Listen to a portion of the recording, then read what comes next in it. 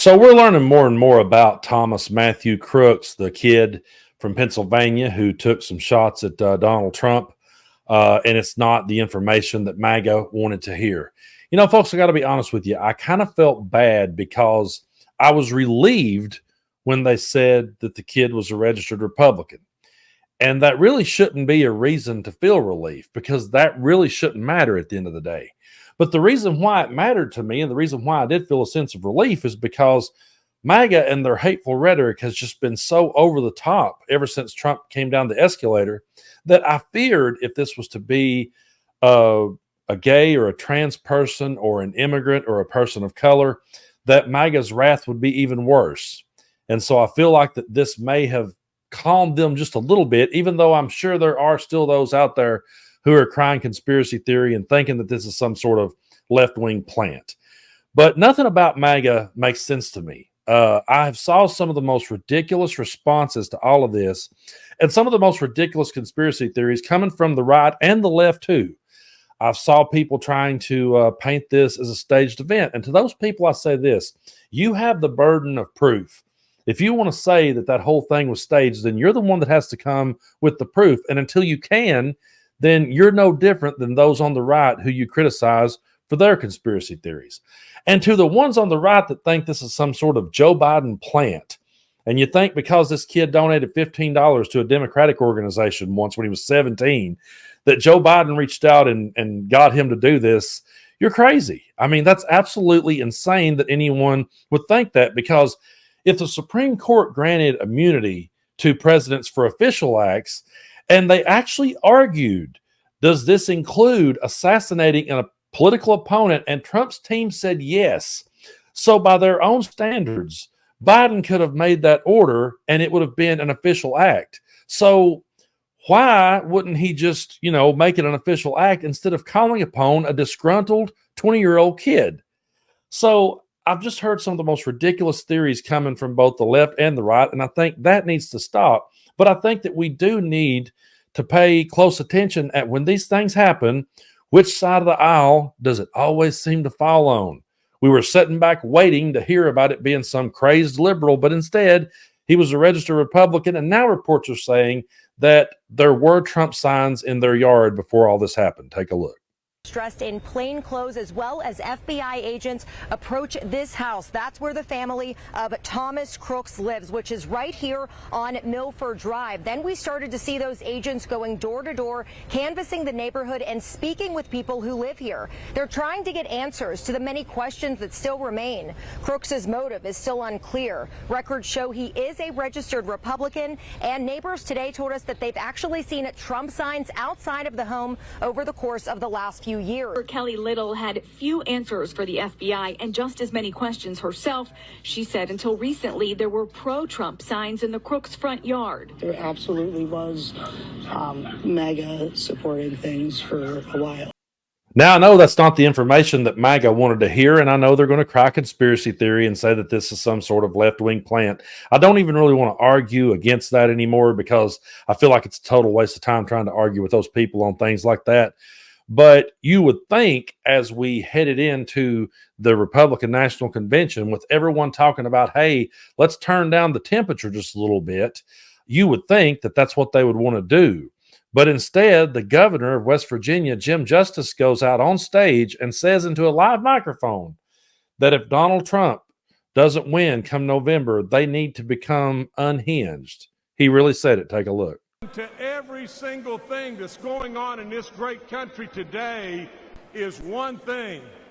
We become totally unhinged if Donald Trump is not elected in November.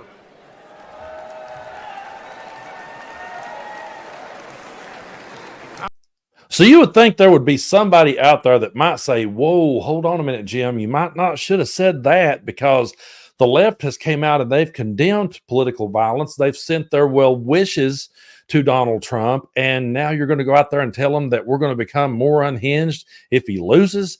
Jim, that's going to back up everything they're saying. They're going to win every argument when they play this clip and say, hey, we've been asking you guys to turn the temperature down in the room, and you just went out on stage and said into a live microphone that you were going to become unhinged if he loses. This makes no sense to me, folks. I have literally sat and studied this one and went, why is it that they're not turning the temperature down? And I think we all know the real answer. They can't at this point, because the base that they have brought in and the base that they have riled up is not going to go for anything else. Those people that they have riled up and rallied around them don't have a voice of reason, and therefore they're not going to try to entertain a voice of reason. In any other scenario, I don't care what walk of life you were from, if something like this happened, you would try to tone it down. I'll give you all an example of what I'm saying. Back when I traveled around playing music, I went through a phase, I mean, for years, where I've talked about it here on the channel, where I had a lot of addiction problems and a lot of alcohol abuse problems. And I had shows, folks, where I got so drunk I didn't even remember the songs I sang. The next day, the band would tell me how the show went, and they would tell me at what point the show went off the rails. And I remember this one night in particular, and I never will forget it. It's not one of my proudest moments at all. As a matter of fact, it's something that's hard to talk about, but I'm going to talk about it to make this point. I go out on stage, and I started drinking. And some buddies of mine had some homemade moonshine in the car, and it had some fruit down in the bottom of it that had been sitting in there soaking up that alcohol. And there's like, hey, on your break, do you want to come outside and have some of this? And I said, yeah, let's do it. I go outside and I eat this fruit that's been soaking in this moonshine for the longest time. I walk back in, and I just remember as the night went on that I could just kind of see, like, you know, like on the old Looney Tunes, how the the fade out would be. You just kind of like fading out like into a dark hole. And folks, I just went completely off the rails. I couldn't sing. I couldn't hold my guitar. I had to set my guitar down. Then I had to sit on a chair. Then I couldn't sit on the chair. Then I kept dropping my microphone.